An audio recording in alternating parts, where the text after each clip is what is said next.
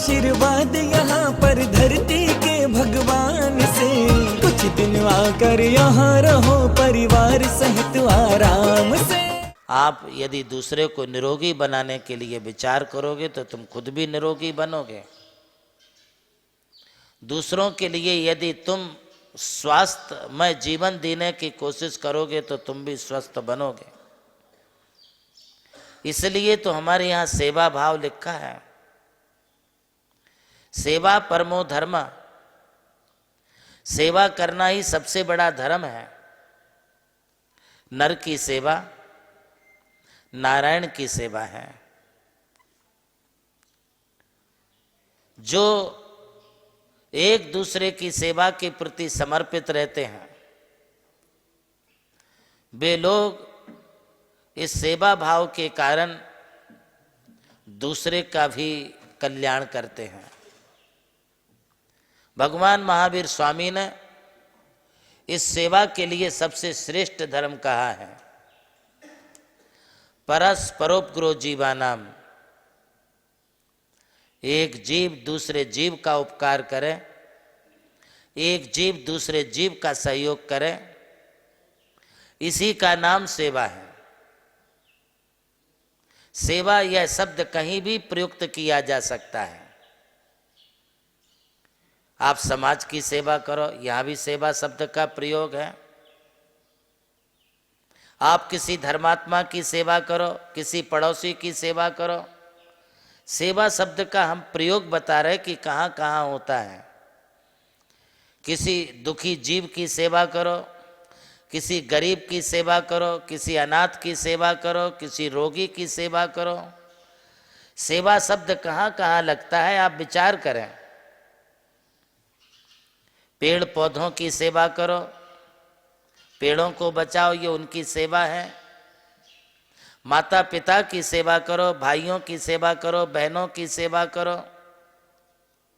अंत तो गत्वा गुरु की सेवा करो। और एक बार और शब्द आता है, भगवान की सेवा करो। सेवा शब्द बहुत जगह प्रयुक्त होता है और भगवान की सेवा करो, गुरु की सेवा करो, इसका मतलब भगवान की सेवा का मतलब है कि भगवान की पूजा करो, भगवान की आराधना करो। इसीलिए तो ये शब्द कहा गया है कि नर की सेवा ही नारायण की सेवा है। तुम जिस किसी की भी सेवा करो उसे भगवान मान करके सेवा करो। माँ बाप की सेवा करते हो तो भगवान मान करके सेवा करो। किसी गरीब की सेवा करते हो तो भगवान मान करके सेवा करो। किसी पशु पक्षी की सेवा करते हो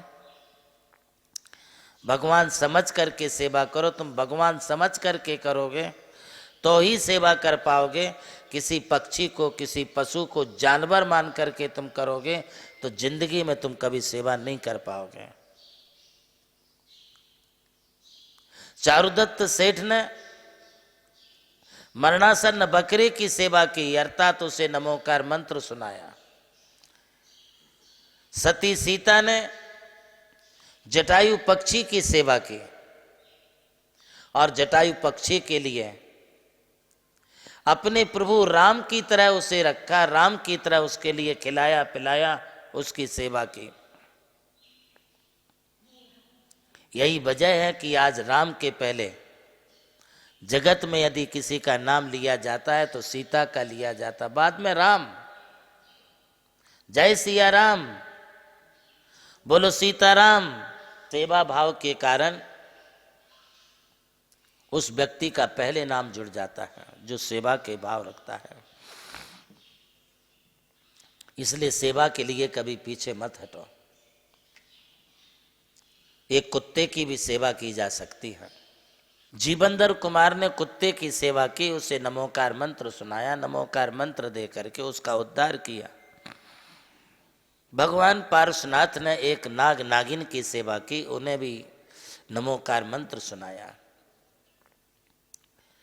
सेवा भाव रखने वाले के समक्ष क्रूर जीव जंतु भी शांत होकर के बैठ जाते हैं। वे भी उनका कुछ बिगाड़ नहीं कर सकते हैं। मात्र सेवा का भाव अपने मन में होना चाहिए।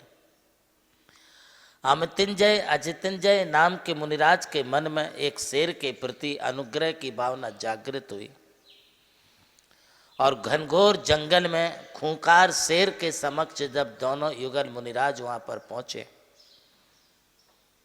मुनिराज की शांत मुद्रा को देख करके वो शेर भी शांत होकर के बैठ गया। मुनिराज ने उस शेर के लिए संबोधन दिया। उस संबोधन से, उस भाव से शेर के जीवन में परिवर्तन आ गया। वही शेर आगे चल कर के भगवान महावीर बना। हम भगवान महावीर के निर्वाणोत्सव की ओर चल रहे हैं। भगवान महावीर स्वामी का यह 2552वां निर्वाण महोत्सव शेर से महावीर तक की पर्याय का एक अच्छा जीवंत ज्वलंत उदाहरण है। आइए हम सब भी भगवान महावीर के इस निर्वाणोत्सव पर्व से प्रेरणा लें और सेवा भाव को अपने जीवन में जगाएं। प्रभु श्री राम की जन्मभूमि अयोध्या रही और मोक्ष भूमि मांगी तुंगी। इसी यात्रा में उनके चरणों की रथ से पावन हुई ये भूमि राम टेकड़ी, जहां अनादि निधन महामंत्र नमोकार को समर्पित दिव्य तीर्थ का निर्माण हुआ। नमोकार तीर्थ जो स्थित है नासिक जिले की चांदवड़ तहसील के ग्राम मालसाने में, परम पूज्य गणाधिपति गणधराचार्य श्री कुंतु सागर जी महाराज के उत्तराधिकारी शिष्य परम पूज्य सारस्वताचार्य देवनंदी जी महाराज ने कई तीर्थों के जीर्णोद्धार के पश्चात एक ऐसे तीर्थ की परिकल्पना की कि जहां के दर्शन मात्र से ही जैन धर्म का ज्ञान हो सके, जिसके विशाल प्रांगण में प्रवेश करते ही दर्शन होते हैं विश्व के सबसे ऊंचे समोशरण के 108 फीट ऊंचा यह समोशरण बोलता हुआ समोशरण होगा जो आधुनिक टेक्नोलॉजी पर आधारित होगा। इसकी परिक्रमा आप मिनी ट्रेन और नौका विहार के माध्यम से भी कर सकेंगे। समोशरण में भूतल पर कलिकुंड पार्श्वनाथ भगवान और पद्मावती माता के 24 स्वरूप विराजमान है। प्रथम तल पर चंद्र प्रभु भगवान की 32 फीट ऊंची अति मनोहर पद्मासन प्रतिमा विराजमान है। विश्व के सबसे ऊंचे पंच परमेष्टि के 51 और 31 फीट की प्रतिमाएं भी यहाँ पर स्थित हैं। साथ ही जैनागम के महान गुरुओं को समर्पित अति सुंदर गुरु मंदिर है। ध्यान कक्ष, ग्रंथालय, संत भवन, 22,000 स्क्वायर फीट का विशाल पिलरलेस हॉल और 200 से अधिक कमरों की धर्मशाला, भोजनशाला, समाज जन हेतु कम खर्च में मांगलिक आयोजन के लिए मंगल कार्यालय और आगामी योजना में है जैन नॉलेज सिटी।